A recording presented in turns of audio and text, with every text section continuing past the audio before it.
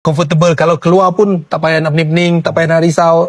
Okay, Assalamualaikum. Hari ni kita ada dekat Miri lah. Kita baru first time sampai sini. So yang ni adalah first customer dekat Sarawak lah. Okay, so ni adalah first stop kita. So sekarang kita dekat Miri selama 3 hari lah. Khamis, Jumaat, Sabtu. Okay, so Sabtu last day kita dekat Miri.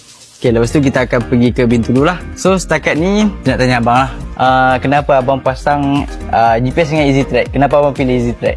Dia mula dia aku tengok dekat tu lah, dekat Facebook. Sebab fikir kan, kita beli kereta untuk kegunaan satu. Okay. Satu pakai duit.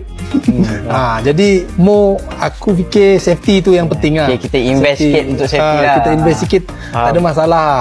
Untuk safety, jadi kita invest untuk safety tu. Yang tengok iklan korang nampak macam menarik, dan aku fikir lebih baik aku pasang untuk more comfortable. Kalau keluar pun tak payah nak pening-pening, tak payah nak risau. Semua ada di ujung jari ya. Daripada side kita punya customer service, okey tak bang?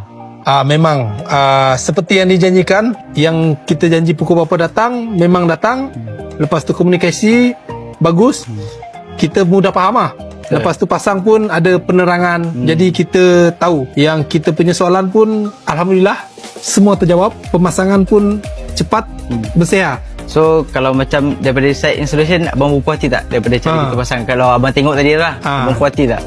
Cara dia punya pemasangan, masa aku tengok-tengok tadi memang okey. Memang orang cakap teliti lah, teliti. Lepas tu penerangan pun okey, senang, mudah faham. Lepas tu orang cakap korang kerja bersih. Bersih. So, senang cakap bersih. Yang terbaik lah untuk abang. Tu lah, korang kalau nak pasang safety boleh cari EasyTrack. Memang komunikasi senang, kontak tak je. perlu risau. Kontak je diorang akan explain dari A to Z.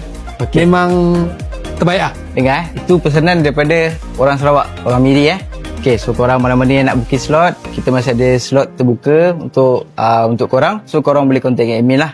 Okay, so ni sikit penjelasan daripada abang ni lah. Okay bang, terima kasih bang Okay.